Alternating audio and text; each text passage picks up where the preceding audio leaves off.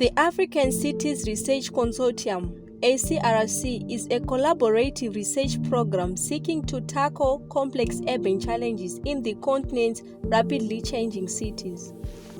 These challenges are being compounded by climate-related changes. There is growing consensus on the prevalence of climate change across the globe, with the projection pointing to a gloomy future if no appropriate action is taken to reduce the greenhouse gas emissions. Whilst the global politics is yet to set a clear path for effective climate action, the effects of climate change continue to be felt, and particularly by those living in marginalised sections of the city who are less prepared to deal with the impacts. Informal settlements are amongst the least prepared. Saka zvakanyanya kutafekta zvakanyanya plus dzimba dzedu dzinopinda mvura nenguva inoikunaya iyoyi nenguva yekuchinja kwemamiriro ekunze. Mhepozve kana ikauya marata edu anombowaruka pamusoro pezvidzimba zvedu zvemarata izvi nekuti hazvina kusimba. Ndingangoti climate change yakatiafekta zvakanyanya semunzvimbo medu muno, because vamwe vazhinji vacho vairarama nokurima muriwo vachitengesa, saka miriwo yakasvika payakafa muminda macho mamusisina miriwo. Climate change is challenging planning laws and legislative frameworks that used to guide urban programming and decision making. It is now forcing cities to imagine innovative actions aimed at reducing vulnerability and increasing informal settlements' climate change resilience. The ACRC research noted several factors as drivers of climate change vulnerability in informal settlements. Informal settlements' vulnerability to climate change is driven by a number of factors.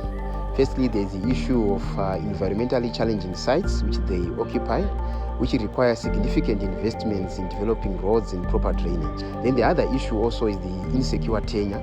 Because the planning laws do not recognize informal settlements, the tenure is also insecure.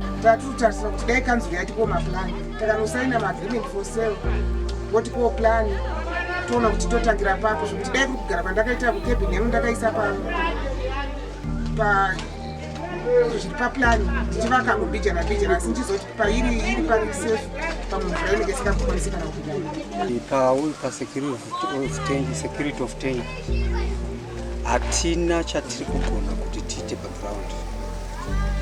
Chatakangoita kubvira tangonzi nakanzwa stand still kusvika takuudza zvekuita ndo patakamera.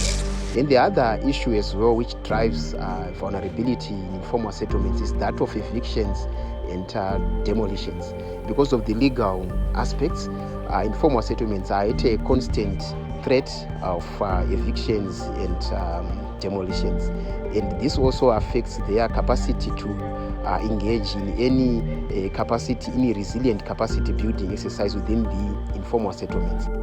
Because hatina umwe munhu atokwanisa kuudza nokuti kanzo inenge ichiti makagara zvisiri pamutemo, ende kugara kwatine takaita kunenge kusiri pamutemo zveshuwa.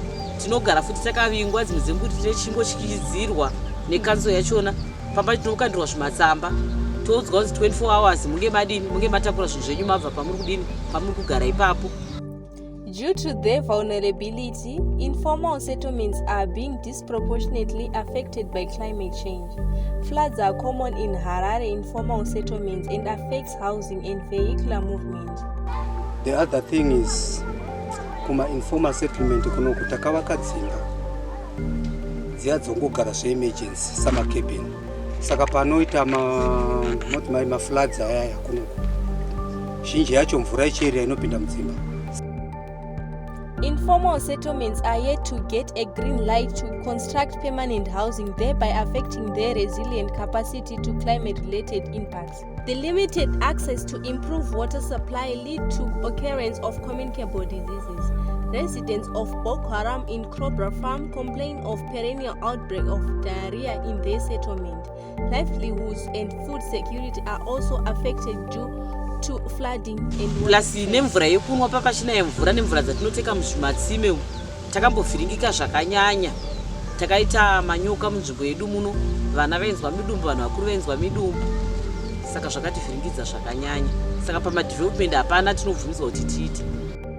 Interventions have been made to slow down runoff using sand sacks and improve the natural drainage system.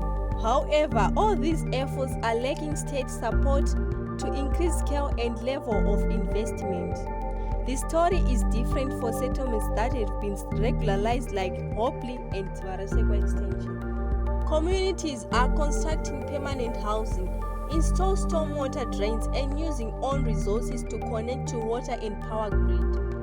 The ACRC informal settlement domain is proposing an inclusive and comprehensive slum upgrading practice, which is expected to improve their climate resilience capacity.